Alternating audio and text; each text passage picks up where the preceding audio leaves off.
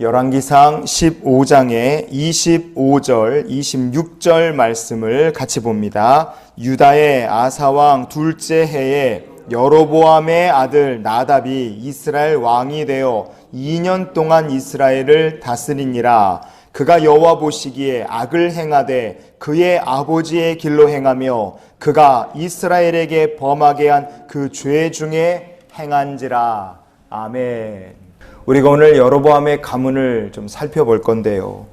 마침내 여로보암의 가문이 하나님께서 말씀하신 것처럼 심판을 받습니다. 왜 그의 가문은 이렇게 심판을 받고 다 멸망할 수밖에 없었느냐? 그것은 아버지가 심은 죄악의 씨앗이 자녀들에게로 물려졌기 때문에 그렇습니다. 바꿔 말하면 자식도 죄악으로 시작한 거예요. 아버지처럼요.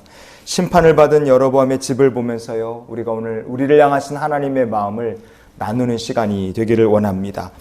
북이스라엘의 왕권은요, 여로보암의 아들 나답이라는 사람에게로 이어집니다. 그런데 이 나답은 왕이 된 다음에 불과 2년 만에 비참하게 살해를 당해요.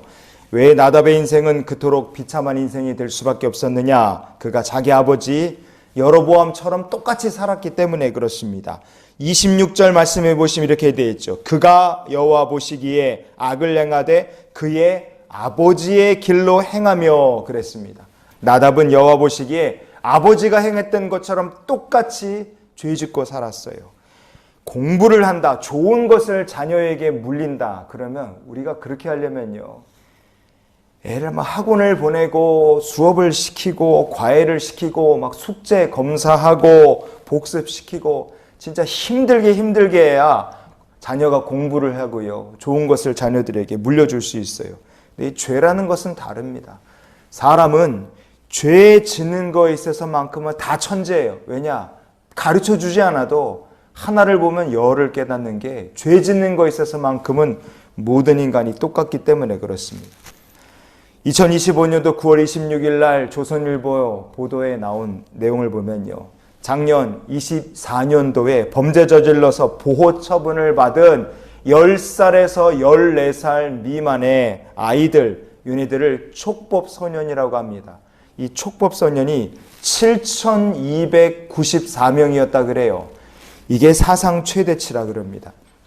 2020년에 불과 5년 전이죠. 촉법소년 숫자가 보호 처분받는 애들이 3,465명에 불과했어요. 그런데 이게 5년 만에 2배가 넘게 늘어난 겁니다. 20년부터 25년까지 매해 30% 이상씩 촉법소년이 늘어났어요. 얘네들 나이가 많았으면 다 감옥 갈 애들이에요. 그런데 나이가 어려서 감옥에 안 간 것뿐입니다. 14살 이상, 18살 이하, 얘네들을 소년범이라고 부릅니다. 지난 5년간 소년범죄 저지른 아이들 중에 성범죄가 5.7배가 늘었어요. 5년 만에 5.7배. 그리고 기소가 된 범죄 소년들, 얘네들이 징역형, 그래서 감옥에 가는데, 소년원에 가고 감옥에 가는 비율이 58.5%나 된다고 합니다. 벌금 좀 내고 합의하고 아니면 반성문 쓰고 그런 게 아니라 감옥 가는 애들이 58%가 넘어갔다 그래요. 이게 대법원 자료예요. 여러분, 게다가 강간, 추행, 폭행, 협박, 심지어 살인도 있어요. 15살에서 18살 아이 중에 친구를 칼로, 흉기로 살해한 애들도 여러 건이 있습니다. 여러분, 이런 범죄를 저지르는, 강력 범죄를 저지르는 소년범이 그냥 계속 늘어나고 있는 거예요.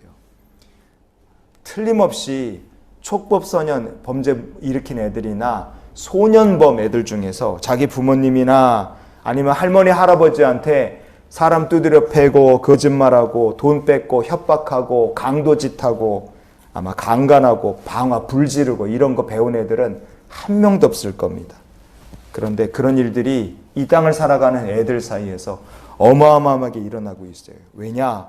죄라는 것은 우리가 이 땅을 살아가는 동안에 자연스럽게 사람의 심령에 침투하기 때문에 그렇습니다.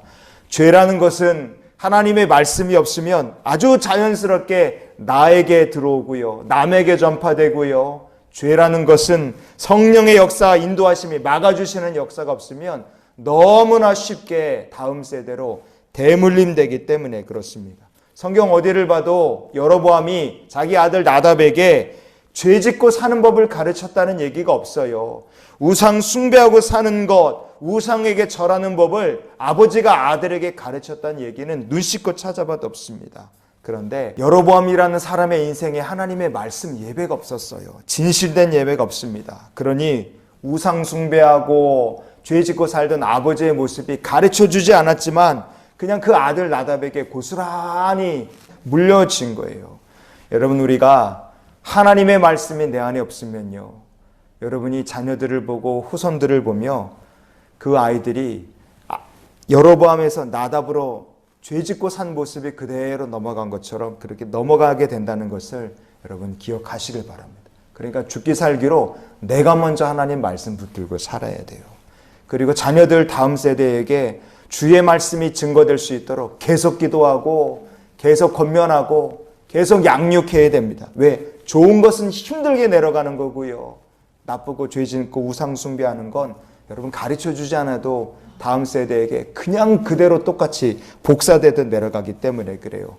우리가 정말로 목숨 걸고 아이들에게 말씀을 가르쳐야 됩니다. 왜냐? 그렇게 하지 않으면 결과는 이렇게 되기 때문에 그렇습니다. 열왕기상 15장에 28절과 29절 말씀 우리가 한번 보시겠습니다. 읽습니다. 유다의 아사왕 셋째 해에 바아사가 나답을 죽이고 대신하여 왕이 되고 왕이 될 때에 여로보암의 온 집을 쳐서 생명 있는 자를 한 사람도 남기지 아니하고 다 멸하였는데 여호와께서 그의 종 실로 사람 아이야를 통하여 하신 말씀과 같이 되었으니. 아멘. 여로보암 왕, 이 사람은 이미 선지자 아이야를 통해 하나님께서 너 이렇게 살면 치실 거라는 얘기를 들은 사람이에요. 무서운 심판 계획을 알고 있었습니다. 그러나 자기가 먼저 돌이키지 않았죠. 하나님 말씀 무시했습니다. 주의 인도하심에 순종하지 않는 삶을 살았어요. 그 악한 습관이 나답에게 고스란히 물려졌습니다. 그 결과 어떻게 됐습니까? 아버지의 악한 습관을 고스란히 물려받은 나답이란 사람은 불과 2년 만에 자기 부하의 손에 죽습니다. 살해당하며 하나님 말씀하신 것처럼 여로보암이라는 사람의 가문이 딱 그렇게 끊어집니다. 여러분, 죄라는 것은 나의 인생을 망치는 것으로 끝나지 않습니다. 자녀의 삶을 망치고요, 가족을 망치고요, 공동체를 망칩니다. 죄가 무서워요. 비참하게 끝이 나버린 여로보암의 집을 보면서 우리가 그래서 이런 기도로 오늘 하루의 삶을 살았으면 좋겠습니다. 주님, 은혜와 축복이 흘러내려가는 가정이 되게 하여 주시옵소서.